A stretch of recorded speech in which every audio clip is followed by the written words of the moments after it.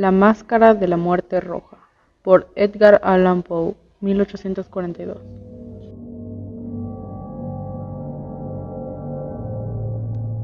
Edgar Allan Poe, 1809-1849, fue un escritor, editor y crítico literario estadounidense, mejor conocido por su poesía y cuentos cortos.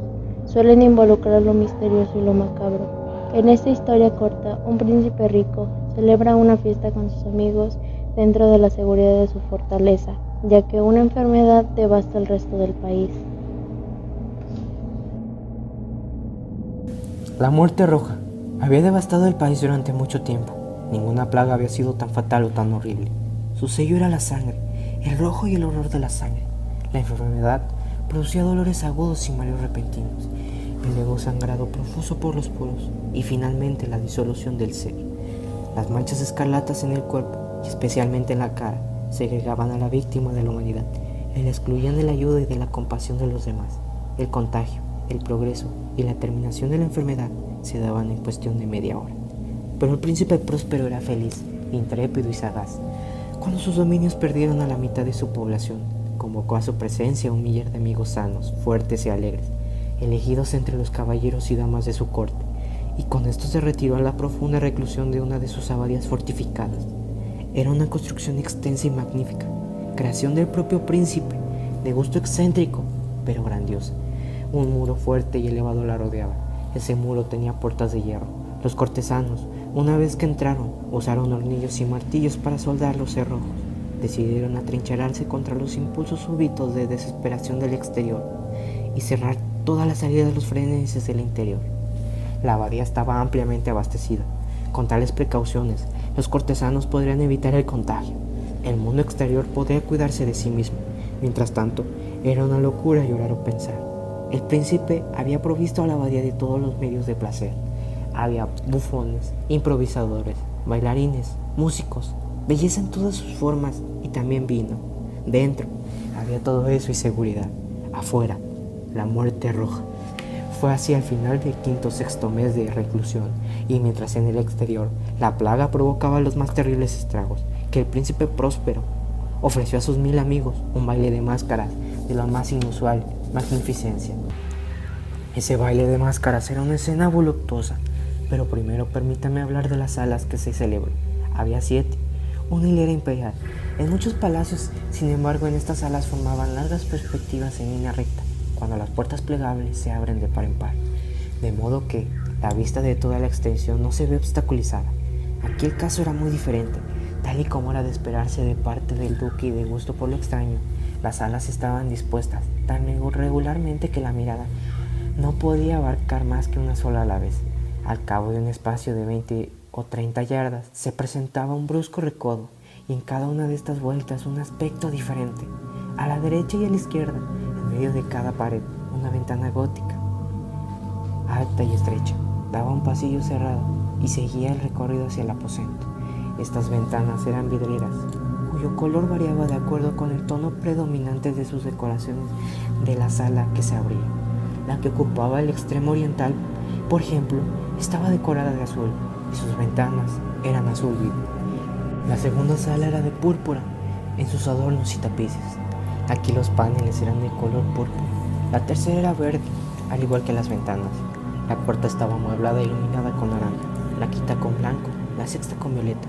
La séptima sala estaba rigurosamente forrada de tapices de terciopelo negro que revestían todo el techo y las paredes, cayendo en pesados pliegues sobre una alfombra del mismo material y tono. Pero solo en esta sala el color de las ventanas no correspondía con las decoraciones. Los cristales aquí eran escarlatas, de color sangre intenso. Ahora bien, en ninguna de las 7 salas había lámparas o candelabros entre los adornos dorados que yacían dispersos de un lado a otro, pendían del techo.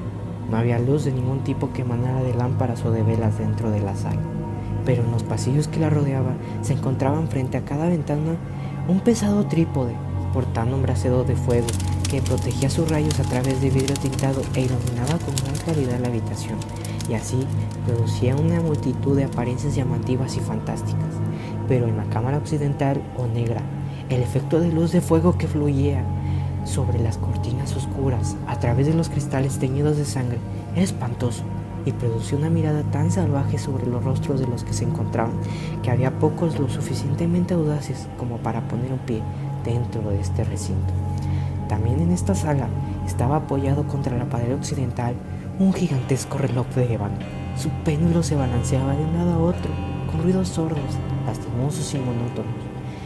Y cuando las manecillas diminutas hacían el recorrido del cuadrante y la hora iba a sonar, salían de los pulmones de bronce del reloj un sonido claro, fuerte y profundo, y extremadamente musical, pero de tan peculiar nota y énfasis que, a cada lapso de una hora, los músicos de la orquesta se veían obligados a pausar momentáneamente su actuación para escuchar el sonido.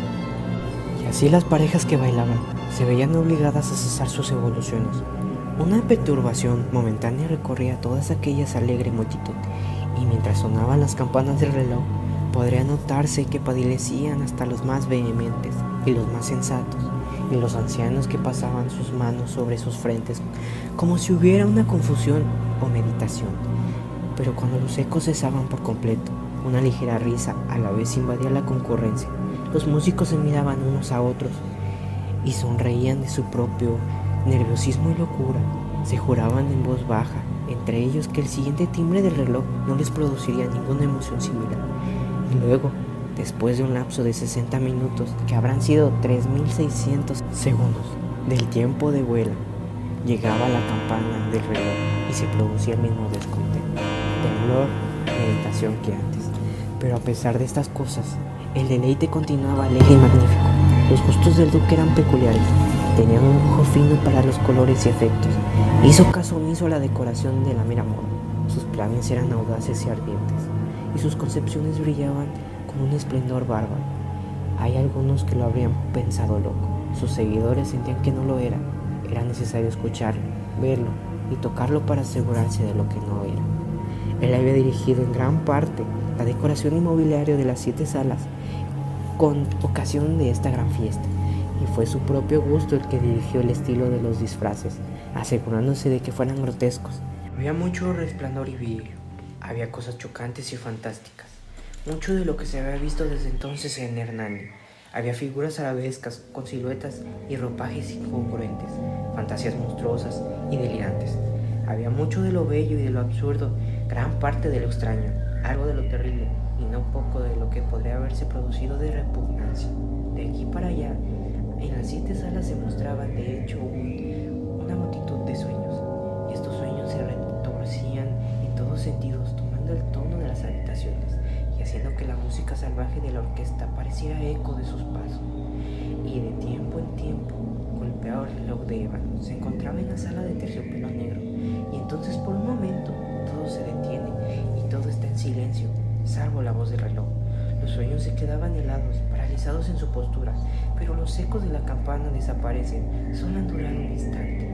Una risa ligera, media fría, flota tras ellos cuando se van.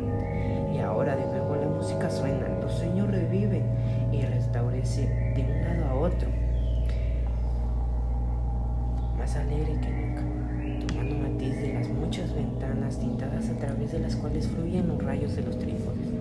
Pero a la sala que se encuentra más al oeste de las 7 no hay ninguno que se aventure, porque las noches desvanecen y fluye una luz muy ruda a través de los cristales de color sangre, y la negrura de las cortinas es aterradora. Para aquel cuyo pie se ponga sobre la negra alfombra, brota desde el reloj de ébano un resonar más pesado, más solemne y enfático que cualquiera que llega a los oídos que se complacen en las alegrías más remotas de las otras salas. Pero en las otras salas estaban densamente abarrotadas, y en ellas latía febrilmente el corazón de la vida, y la fiesta seguía girando. Hasta el fin comenzó el sonido de medianoche sobre el reloj, y luego cesó la música, como he dicho, y las evoluciones de los valses se calmaron. Hubo un cese inquieto de todas las cosas como antes, pero ahora había 12 golpes para ser sonados por la campana del reloj. Por eso, tal vez que al tener más tiempo se insinuó mayor cantidad de pensamiento en las meditaciones entre los que se divertían, y así también sucedió tal vez que antes que los últimos ecos de la última campanada se hubieran hundido completamente en el silencio. Había muchos individuos en la multitud que habían encontrado el ocio para darse cuenta de la presencia de una figura enmascarada que no habían tenido la atención de ningún indebido, y el rumor de esta nueva presencia se propagó con un susurro alrededor. Surgió largamente de toda la concurrencia y el murmullo del asombro y la desaprobación. Luego, finalmente, de terror, de horror y de disgusto. En una reunión de fantasmas como la que he descrito, se puede suponer que ninguna apariencia ordinaria podría haber causado tal sensación. En verdad, la ciencia de disfraces de la noche era casi ilimitada, pero la figura en cuestión había sobrepasado la extravagancia de Herodes. Había ido más allá de los límites del decoro impuesto por el príncipe. Hay acordes en los corazones de los más temerarios que no pueden ser tocados sin emoción, incluso completamente perdidos, a quien la vida y la muerte son iguales.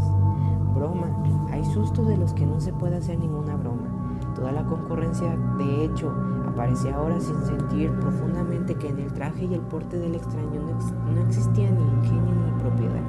La figura era alta y delgada, y estaba envuelta de pies a cabeza según su horario. La máscara que ocultaba el rostro representaba también el semblante cadáver endurecido que el análisis más minucioso difícilmente podría detectar el artificio. Y sin embargo, todo esto podría haberse soportado si no aprobado por los locos alegres del lugar.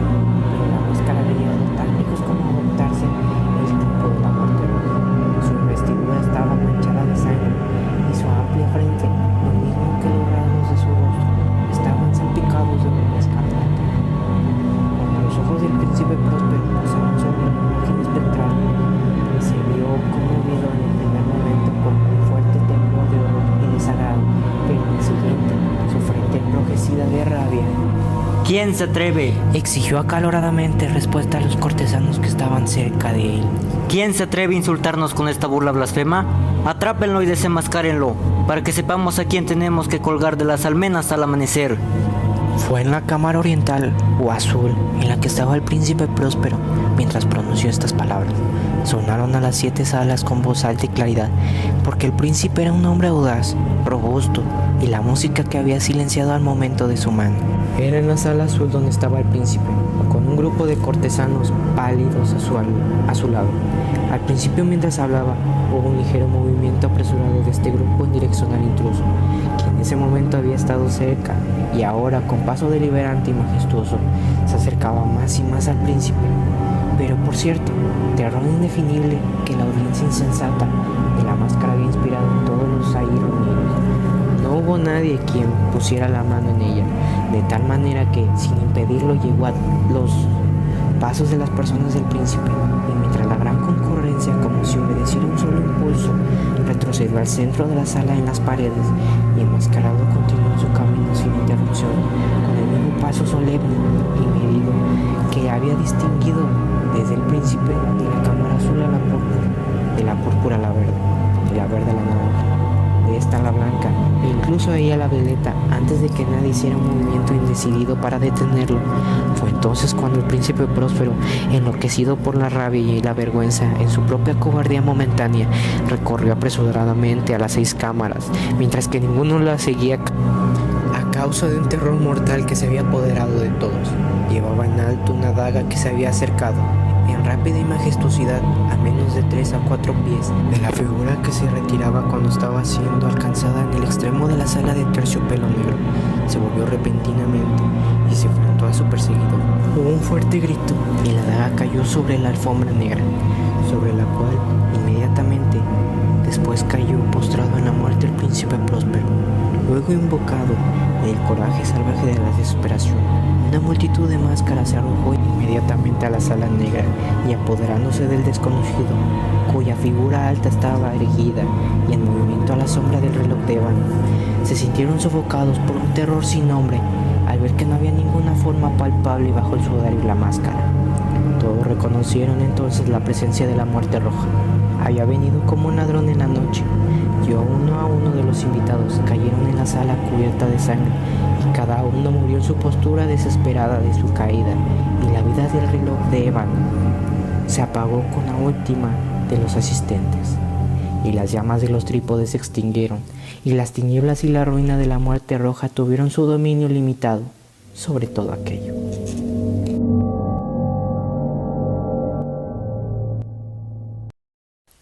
Director general, Néstor Isaac Hernández Pérez.